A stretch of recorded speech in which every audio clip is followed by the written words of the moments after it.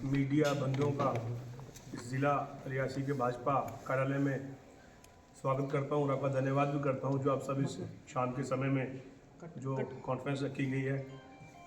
आज ज़िला रियासी में आप सब जानते हैं जैसे पूरे देश भर में कांग्रेस द्वारा देश भर में एक भ्रम फैलाया जा रहा है कि जो मनरेगा का नाम चेंज किया है VBG राम जी, विकसित भारत रोजगार और आजीविका मिशन की गारंटी ग्रामीण। इसके चलते हुए भाजपा द्वारा पूरे देश भर में कॉन्फ्रेंसेस की जा रही हैं। जम्मू कश्मीर की बात करें तो 3 दिन पहले हमारे प्रदेश अध्यक्ष आदरणीय सर शर्मा जी ने जम्मू में कॉन्फ्रेंस रखी। उसके बाद हमारे मेंबर ऑफ पार्लियामेंट अपने संसदीय क्षेत्र में कॉन्फ्रेंस कर रहे हैं।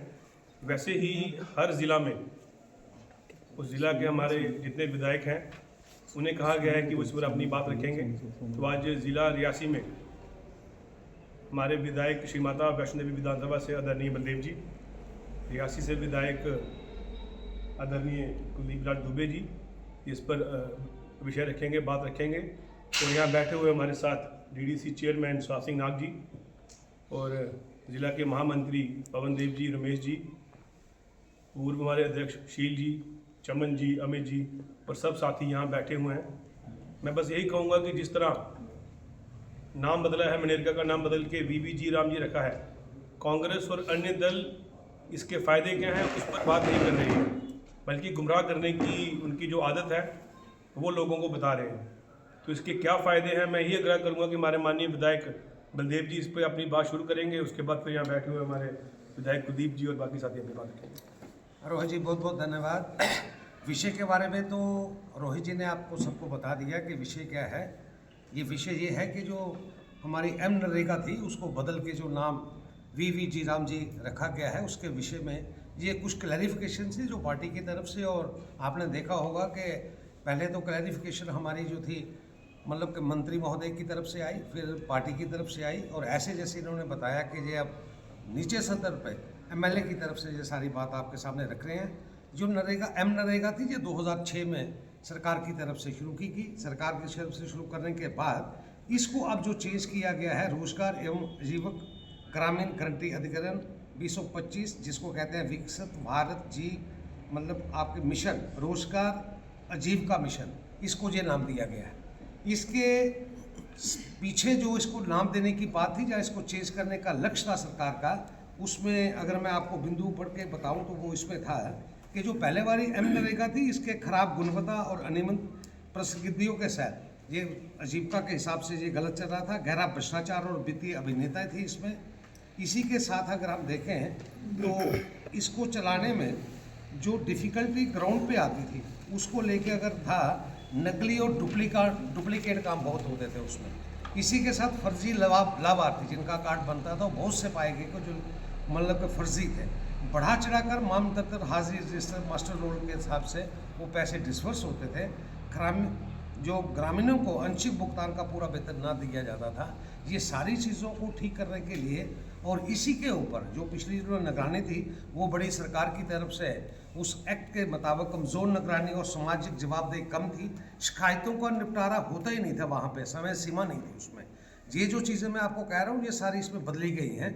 इसी के साथ एजेंसी को ऑडिट करने की वहाँ पे व्यवस्था ही नहीं थी और बीच में ही सारे केस लड़के रहते थे। और इसमें सबसे बड़ा अगर मैं बात आपको कहूँ तो इसमें इस स्कीम को जो मनरेगा थी इसको चलाने के लिए एक 6% का मतलब हिस्सा था कि जिससे ये सरकारी तौर पे स्कीम चलती थी वो बहुत कम था। और इसी को अगर देखा जाए मनरेगा के जो काम होता था ज़्यादातर वो क्या करते थे कि जब मौसम के हिसाब से नहीं होता था उसमें तब्दीली लाने की ज़रूरत थी। और जब खेती का फसल का काम चलता था तो तब जो क्या है कि उसी को वो एडजस्ट करते थे। इसी कानूनी हक प्रभावी देने के लिए इसी को के लिए विकसित भारत रोजगार आजीविका योजना के तहत VBG राम को ठीक जो अधिनियम लाया गया इसको ठीक करने के लिए सुनिश्चित और बेहतर आजीविका सुरक्षा देना था। इसमें मेन कारण टिकाऊ उच्च गुणवत्ता वाली ग्रामीण संपत्तियों का सृजन करना था। इसमें तकनीकी आधारित पारदर्शिता को माध्यम से भ्रष्टाचार समाप्त करने का लक्ष्य है। इसमें जवाबदेही के साथ सहकारी संवाद इसमें है। गांव स्तरीय योजना को राष्ट्रीय बुनियादी ढांचे की तरफ ले जाने का इसमें मतलब कार्य था विकसित भारत रोजगार योजना के तहत। इसमें जो बड़ी खामी क्या थी, इसमें ये थी कि इसमें मतलब कि कृषि आवश्यकताओं के अनुसार रोजगार समय निर्धारित नहीं था। होता क्या था, जब बुआई का काम चलता था, कटाई का काम जबकि फसल मतलब खेत में करने की थी, तो उसमें वो 60 दिन का कार्य जो था वो उसमें लिया जाता था। अब क्या किया इन्होंने कि 100 दिन की जगह 125 दिन कर दिए। और ये जो 60 दिन का पीरियड है, जिसमें मतलब कि गांव का आदमी जो फसल का काम करने के दिन होते हैं, उसमें आप इस एक्ट के तहत रोजगार नहीं कर सकते। क्यों कि वो सारा फर्जी होता था। उसी के तहत 100 दिन के जगह 125 दिन का मतलब कि टाइम दिया गया जल्द, और इसमें एक निश्चित तौर पे फैसला किया गया कि कौन से काम किए जाए। काम करने में जल संबंधी कार्य किए जाए, मुख्य ग्रामीण बुनियादी को किया जाए, आजीविका संबंधी को किया जाए। इसी को चलते चलते अगर मैं मुख्य तौर पे आपको इस बात पे ले जाऊं कि वो पिछले वाली स्कीम और इस स्कीम में फ़र्क क्या था, इसमें मतलब कि आलोचना किस बात की हो रही है, तो अगर वो बिंदु मैं आपको बताऊं, सार्वजनिक कार्यों में 60 दिनों का विराम, ये आलोचना इस बात की हो रही है। और ये किया इसलिए है कि जब फसल का टाइम है तो तब इन्होंने सरकार ने कहा कि तब आप नहीं कर सकते, क्योंकि लोग जो थे अपनी फसल से महरूम हो जाते थे। इसी में इस बात की आलोचना के लिए मतलब कि ये होना ज़रूरी था। वित्तीय बोझ का विभाजन जो था उसको ठीक करने के लिए किया गया। और एक इसमें जो आज की डेट में हो रहा है, वो ये कह रहे हैं कि जो रेशो आपने रखी थी गाँव और पैसे लगाने की 60-40 की थी, और 60-40 के तहत ही कुछ स्टेटों में जो विधानसभा है और केंद्र शासित प्रदेश है उसमें 90-10 की थी। अगर हम बात करें इस बात की कि इसकी अगर आलोचना हो रही है, तो जो यूपीए सरकार थी, यूपीए सरकार के वक्त फाइनेंस मिनिस्टर जो हमारे पी चिदम्बरम थे, उनकी ही ये प्लान था कि इसको ऐसे किया जाए। वो एक कमज़ोर सरकार थी और वो कर नहीं पाई, और कमज़ोर साथ के होने के साथ साथ उनका जो मैनिफेस्टो में भी आया था, मैनिफेस्टो के अलावा चिदम्बरम जी थे वो उसको कर नहीं पाए। आज जो सशक्त सरकार है मोदी सरकार, तो इसलिए अगर कर चाहे तो इसमें मैं नहीं समझता कि कोई इसमें कोई ऐसी बात होगी। मजदूरों के अधिकारों की कटौती की अगर बात करें तो इसमें कहीं कटौती वाली बात जो है उसमें है नहीं। ये जो मतलब के नियम है, ये जो सारी चीज़ें हुई हैं, इसमें मतलब कि ये सारे का सारा वैकल्पिक जो सारी है ग्राम, इसमें कब इसकी आलोचना क्या है, राज्यों पर 100% देना और जोखिम अधिकार अपने के होने की आशंका है। इसके तहत देखा जाए तो वो अधिनियम के 11 स्पष्ट में रूप में कहा है कि बेरोजगारी भत्ता देना अनिवार्य है, वैकल्पिक नहीं है। इसी तरीके से कौन कहता है कि मजदूर का अधिकार क्या है, 22 के तहत केंद्र सरकार द्वारा मानक सीमा से अधिक रोजगार देने का उसमें खर्च करने की वाहन है। इसी तरीके से अगर मोटे तौर पर बिंदु की बात की जाए 2011 और 12 में, मैं अगर आपको कहूँ 2011 और 12 में जब यूपीए सरकार थी, तो हमारे गांव की ग्रामीण गरीबी की जो रेखा थी नीचे की, वो 25.7 थी। मतलब कि जब ये हमारी सरकार जब सरकार में आई, 2023 और 24 का जो आंकड़ा है ये घटकर 4.86 हो गई। तो इसलिए जो मतलब सीधा सा हिसाब है, यूपीए सरकार के वक्त जो आज आलोचना कर रही है और जो वो कर नहीं पाई, वो हम इस सरकार ने किया, मोदी सरकार ने किया। और ये जो आंकड़े हैं, ये आंकड़े 25.7 का जो गरीबी रेखा की लेखा थी वो तब थी, 23-24 में जो घटकर 4.6 हो गई। इसी तरीके से मतलब मैं अगर आपको कहूँ तो मजदूरों के काम पर मजदूरी देकर धन की हेराफेरी सबसे बड़ा जो बात थी। और आपने देखा भी होगा जो पिछले दिनों नरेगा के 4 से 6 साल से मतलब के करोड़ों लोगों के काम के जो पैसे हैं अभी तक उनका भुगतान नहीं हो पाया है। इसी तरीके से तकनीकी निगरानी और सर्विलांस पहले नहीं थी उसमें, ये इसमें अब इन्होंने बढ़ाई है। पहले मैनुअल स्थापन प्रणाली थी, धोखाधड़ी और भ्रष्टाचार होता था। पहले ये सुनिश्चित करने का कोई भरोसेमंद तरीका नहीं था कि भुगतान सच में मजदूर तक पहुंच रहा है कि नहीं पहुंच रहा है। सबसे बड़ी बात इसमें ये थी। और इसी को देखते हुए लेकिन हाल ही में फर्जी लाभार्थी, जो पिछले वाले फर्जी लाभार्थी थे, आप अंदाज़ा लगाएं 12 करोड़ तक पहुंच गए थे। और इन्हीं को देखते हुए ये सारा जो निज़म के हिसाब से ये है, और जो ये कहते हैं कि ये वीजी राम जी मतलब के मनरेगा को काट के आपने क्यों किया, उसका मोटा से ये बात है। ये अध्ययन लाने के लिए इसमें वो अपना जो मर्जी निकालते रहे। वीवीजी राम जी का मतलब सीधे तौर पे है विकसित भारत जी रोजगार आजीविका मिशन। अब इसमें कोई बुराई जितनी मर्जी करता रहे, और आने वाले दिनों में इसके रिजल्ट जब निकलेंगे और जिस किस्म का रोज़गार मिलेगा, मैं नहीं कह सकता कि किसी कोई अछूत रहेगा। और ख़ास तौर पे जो लोग काम करते थे, दो ही बातें इसमें हैं। एक तो हमारा रोज़गार जो है वो बढ़ के 100 दिन की बजाय 125 हो गया। इसमें तब्दीली क्या आई है कि जब हमारा खेत में काम करने का वक्त है 60 दिन का, उस दिन में ये रोज़गार कोई कर नहीं सकता, वो वंचित किया गया है। और दूसरा, जो पेमेंट्स फंसती थी, डुप्लीकेट बनती थी, वो आने वाले वक्त में इसमें इतना डिजिटल मतलब का हिसाब किताब हो गया है कि इसमें डिजिटल हो नहीं सकता। और जो डिपार्टमेंट का खर्चा था 6% का, वो इन्होंने बढ़ा के 9% कर दिया, और 9% के हिसाब से ही अब ये सारे काम चलेंगे। अब मैं चाहूँगा, कुलदीप जी हमारे बीच में हैं, रियासी कॉन्फ्रेंस रखी है। मैं जितने भी हमारे यहाँ पर मीडिया बंधु आए हैं, मैं इनका तहे दिल से शुक्रिया करता हूँ कि कम से कम लोगों तक ये आवाज़ जाए कि इसका मतलब क्या है और इसका बेनिफिट क्या है। तो ये हमारे विधायक अपने बलदेव राज शर्मा जी ने जो तफसीलन तौर पर आपको एक एक पॉइंट के ऊपर बता दिया कि इसमें फ़र्क क्या है और क्या कानून बना है, तो ये अब लंबा चौड़ा तो कुछ रहा नहीं, इन्होंने सब कुछ बता दिया। मगर इसमें आप देखेंगे कि जितनी भी चोरियाँ आप वो नरेगा के नाम पर फर्जी तौर पर मशीनें लगाते थे लोग, जब से हमारे भारतीय जनता पार्टी की सरकार हमारे प्राइम मिनिस्टर नरेंद्र भाई मोदी जी ने संभाली, उन्होंने आते ही पहला नंबर एक काम किया कि जो जितने गरीब लोग थे उनके अकाउंट्स वगैरह खोले। वो यही मतलब था, पैसा उनको मिलता नहीं था, बड़े बड़े लोग खा लेते थे। जब उन्होंने ये किया तो उनके अकाउंट में सबका पैसा जो है ये आना शुरू हुआ। मगर जो निज़ाम सारा बिगड़ा हुआ था उसको दुरुस्त करने में टाइम तो लगता है, मगर आज उन्होंने एक बहुत बढ़िया फैसला जो किया है, ये एक सराहनीय युग है कि जितना जी राम जी का इतना बड़ा फर्क आ जाएगा।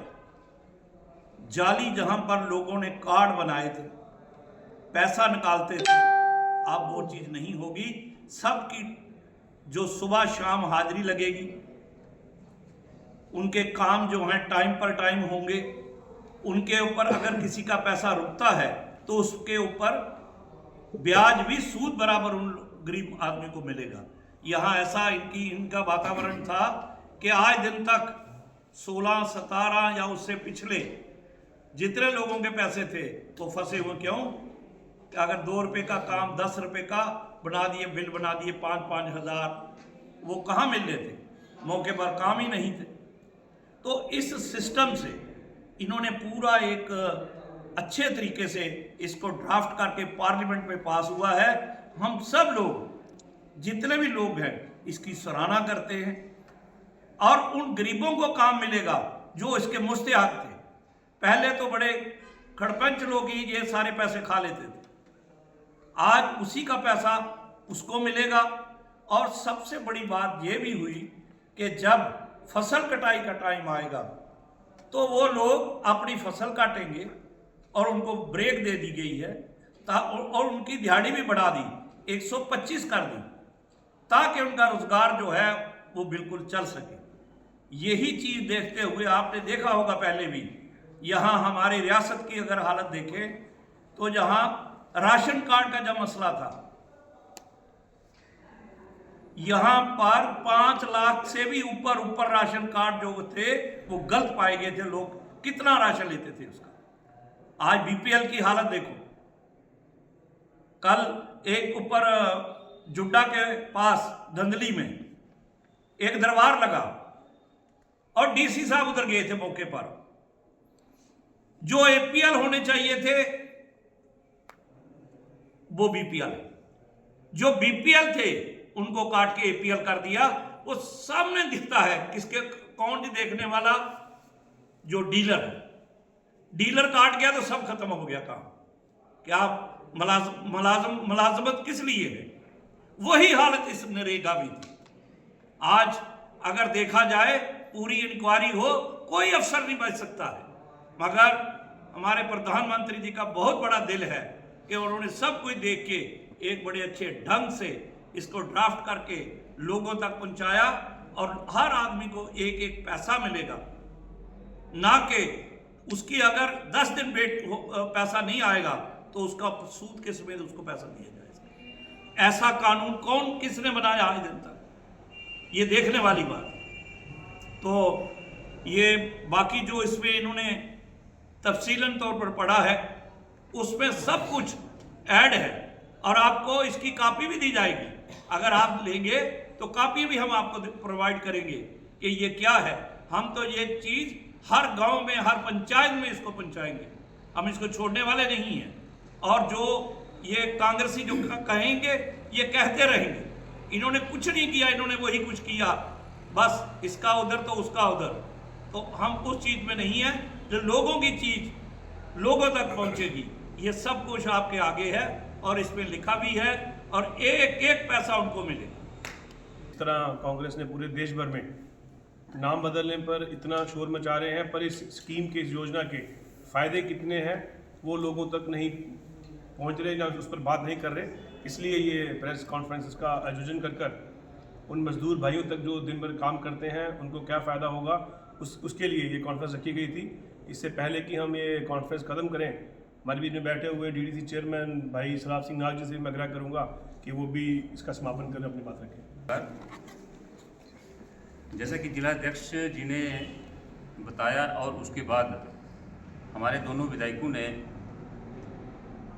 वीवी गारंटी फॉर रोजगार और आजीविका मिशन एक्ट के तहत जितने भी प्रावधान और जितने भी इसमें अच्छी चीज़ें हैं वो सभी आपके समक्ष रखी है। मकसद उन्होंने बता ही दिया कि इस वक्त देश भर में इंडी गठबंधन जो है, मुद्दे तो कोई और है नहीं कि किस तरीके से एक सीधे साधे और जो एक अच्छा एक्ट है, बिल है हमारे श्रमिकों के लिए, देश के लोगों के लिए और ग्रामीण क्षेत्रों के लिए, उसको उल्टा करके समाज को, लेबर क्लास को, लोगों को, ग्रामीण क्षेत्र के भोले भाले लोगों को भ्रमित करने का काम उनकी तरफ से छेड़ा गया है। संगठन की तरफ से ये एक आज की जो प्रेस वार्ता थी उसमें सभी पहलू जो नई स्कीम के वो बता दिए गए। जो बलदेव राज जी और हमारे विधायक दुबे साहब ने बताया है उसमें से थोड़ा सा ऐड करना चाहूँगा। जैसा कि हम जानते हैं कि 2047 हमारे लिए एक बहुत बड़ा विकसित भारत का लक्ष्य जो हमारे यशस्वी प्रधानमंत्री एनडीए सरकार की अगुवाई कर रहे हैं उन्होंने रखा है। आज़ादी के 100 वर्ष पूरे होंगे और तब हमारा देश क्या स्वरूप जो है विकास के तौर पे और दुनिया भर में उसका जो दर्जा होगा वो कैसा होगा। उन्होंने कहा है कि विकसित होना चाहिए, डेवलप्ड होना चाहिए, तरक्की याफ्ता होना चाहिए। इस सिलसिले में हर एक विभाग जो है उसको टारगेट्स मिले। इसी प्रकार से जो रूरल डेवलपमेंट है, हमारा ग्रामीण विकास विभाग है, इसमें वो टारगेट्स किस तरीके से हम अचीव कर पाएँ। 4 किस्म के, जैसे बलदेव राज जी ने बताया है कि 4 किस्म की उसमें चीज़ें जो हैं लक्ष्य रखे गए। इस पे पानी पे काम होगा, पानी संरक्षण किस तरीके से होगा। जैसे कि हम जानते हैं कि अपने ही जीवन काल में हमने पानी के स्रोत को सूखते या कम होते या बिल्कुल ख़त्म होते देखा है। अपने आसपास, अपने ग्रामीण क्षेत्रों में, अपने ज़िले में पानी पे किस तरीके से काम हो।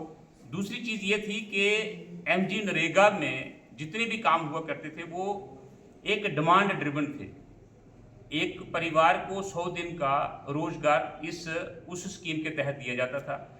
वो डिसाइड कौन करता था? वो परिवार कई बार डिसाइड करता था, कहता था कि मेरे घर के आंगन के खेत में ये काम है, और कच्चे काम होते थे। बाढ़ में, बरसात में साल के बाद वो काम खत्म हो जाया करते थे। इस वक्त इस एक्ट के तहत ये कोशिश की गई है कि हमारा जो 2047 का गांव होना चाहिए, ग्राम पंचायत होना चाहिए, वो कैसी होनी चाहिए। तो साथियों उसमें दिया गया है कि ये जो काम है 2047 में हमारे गांव दिखने चाहिए। असेट क्रिएशन जिसको हम कहते हैं कि उस वक्त गांव में जो असेट्स हैं वो इस तरीके के असेट्स हों कि लॉन्ग टर्म उसका इस्तेमाल जो हमारे गाँव वासी कर सकें, ना कि कच्चे काम, छोटे काम। हमें पता है, जैसे कि यहाँ पे बताया भी है, दुबे साहब ने बताया कि किस तरीके से चोरियाँ होती थी। एक ही तालाब को खोदा जाता था एक साल में, अगले साल में उसको भर दिया जाता था कि यहाँ पे पास में स्कूल है और बच्चों को यहाँ पे गिरने का खतरा है पानी में, उसको भर दिया जाता था। उसे अगले साल फिर डिमांड आ जाती है, रेजोल्यूशन आ जाता था फर्जी कि नहीं जी, गांव वाले कह रहे हैं कि तालाब को फिर खोदना है। एक ही काम को 10 फाइनेंशियल ईयर में एमजी नरेगा के तहत चलाया जा सकता था। लेकिन अब ये सारी चीज़ें जो हैं, तीसरा सबसे बड़ा काम जो इस स्कीम के तहत होगा वो ये होगा कि हमारा जो गांव के ग्रामीण क्षेत्रों में जो आजीविका है, आजीविका किस ढंग से हमारे गांव वासियों की चले, ऐसा एसेट क्रिएशन हो, कोई शॉपिंग कम्प्लेक्स बने, कोई हाईवे गांव से गुजरता है वहाँ पे दुकानें बने, या कोई और इस किस्म के बैंकेट्स बने जिससे हमारे लोगों की ज़रूरत के मुताबिक वो काम भी हो और साथ में उसका आजीविका के साथ भी उसका जुड़ना हो। ये सभी काम जितने हैं, चौथा काम जो है इस स्कीम के तहत बताया गया है कि मौसम के चलते, जैसे इसी साल इस बरसात में कितना बड़ा नुकसान हो गया हमारे पूरे जम्मू कश्मीर और विशेषकर अपने ज़िले की बात करें तो जानी और माली बहुत सारा नुकसान हुआ जिसकी भरपाई करने में बहुत समय लगेगा। ऐसी स्थिति में जो हमारा ये वाली स्कीम है रोजगार और आजीविका, ये किस ढंग से अपने आप को ढाल सकती है, हम किस ढंग से जो हमारा नुकसान हुआ उसकी भरपाई किस तरीके से कर सकते हैं और आगे नुकसान ना हो, उसके लिए हम क्या स्टेप्स जो हैं इस स्कीम के तहत ले सकते हैं, ये चीज़ें हैं। और उससे भी बड़ी बात अगर हम कहें कि ये तो एक सीधा सा सवाल है, 2005 और 6 की बात है ये स्कीम वजूद में आई, 20 साल ये स्कीम चलने के बाद आज हम 2026 में हैं। तो साथियों 2026 में क्या हम 2006 का कोई ऐसी चीज़, हम टीवी जो है LED, क्या हम 2005 या 6 वाला टीवी रखेंगे? उसमें भी अपडेटेड वर्जन आता है। अगर मैं एक लेमैन के हिसाब से बोलूं, हम मोबाइल रखते हैं, हार्डली कितने देर रखते हैं, 2-4 साल रखते हैं, ये तो हमने 20 साल स्कीम को रखा।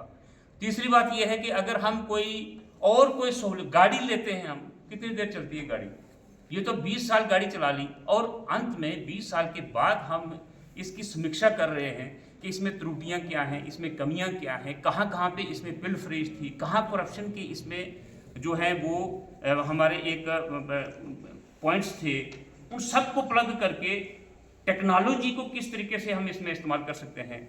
इन्होंने इसमें कहा है कि हम निशानदेही जो है जियो टैगिंग करेंगे, श्रमिक जो है मजदूर हैं उनकी हाजिरी वहाँ पे लगाई जाएगी, सुबह और शाम हाजिरी लगाई जाएगी।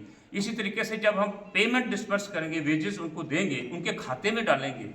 मॉनिटरिंग, एक रियल टाइम मॉनिटरिंग के काम हमारा चल भी रहा है कि नहीं चल रहा है, उसके लिए एक सैटेलाइट इमेजरी के जरिए उसको चेक करेंगे। तो ये बहुत सारी चीज़ें अपडेटेड वर्जन में हमें इसमें देखने को मिलती हैं। अब जो इंडी गठबंधन है उनको क्या दिक्कत है इसमें, ये इसी से हम अंदाज़ा लगाएंगे। अगर मैं अपने रियासी डिस्ट्रिक्ट की बात करूं, जब से ये स्कीम शुरू हुई है 2006 में, इसका जो केंद्र सरकार ने बजट रखा था वो बजट था सिर्फ 11,000 करोड़ रुपया। और 2014, अगर हम पहले दशक की बात करें जब कांग्रेस ने सरकार छोड़ी और हमारी NDA और नरेंद्र मोदी जी ने इसकी सरकार की बागडोर संभाली, उस वक्त 2,63,000 करोड़ रुपए के 10 साल में इस स्कीम के एमजी नरेगा के तहत काम हुए थे। जब से नरेंद्र मोदी जी की सरकार आई है, इस सरकार में 7,65,000 करोड़ रुपए का काम 2023-24 तक हो गया है। 25-26 के अभी डाटा जो है वो आना बाकी है। हम कह सकते हैं कि कितनी बड़ी इन्वेस्टमेंट, और लास्ट अगर इस साल की बात करें हम, जो ये फाइनेंशियल ईयर है, इसमें 86,000 करोड़ रुपया सरकार ने एमजी नरेगा के तहत पूरे देश भर में बजटरी प्रोविजन एलोकेशन जो है वो रखी हुई है। इतनी बड़ी स्कीम, इतने बड़े फंड्स जो पंप किए जा रहे हैं स्कीम में, क्या इसकी अकाउंटेबिलिटी नहीं होनी चाहिए? क्या इसकी ट्रांसपेरेंसी नहीं होनी चाहिए? क्या इसमें जो कमियां रह गई हैं वो दुरुस्त करके एक नए वर्जन में, इसको अपडेटेड वर्जन में, आज तो आप अगर मोबाइल चला रहे हैं हर तीसरे हफ्ते 10 दिन के बाद आ जाता है कि भाई इसका अपडेटेड वर्जन आ गया है। अब कांग्रेस वाले चाहते हैं कि पुराना वर्जन चले, लोगों को बैंक से महरूम रखा जाए, लोगों के अंगूठे लगा करके दिहाड़ियाँ निकाली जाएं। मैं रियासी में देख रहा था अपने विभाग में, क्योंकि मैं रूरल डेवलपमेंट विभाग से ही मेरा वाबस्ता और ताल्लुक है, पंचायती राज सिस्टम के तहत में देख रहा था कि 2014 से पहले के मैं डाटा वो निकाल रहा था कि कितने फंड्स आए, कितनी काम हुए, कितनी दिहाड़ियाँ लगी, कितने लोगों को इसका बेनिफिट मिला, कैसे काम हुए। साथियों, हमारे पास 2014 से पहले का डाटा अवेलेबल नहीं है। इंडिया गठबंधन और कांग्रेस का नारा कि अंधेरा कायम रहे, तो वो अंधेरा कायम रखना चाहते हैं। अपग्रेड करने के लिए क्या 5 में ये स्कीम हम सब जानते हैं कि national rural employment guarantee act के तहत आई थी। उस वक्त महात्मा गांधी जी का नाम नहीं है, इसका नाम बाद में जोड़ा गया, महात्मा गांधी नरेगा के नाम से बाद में हुआ।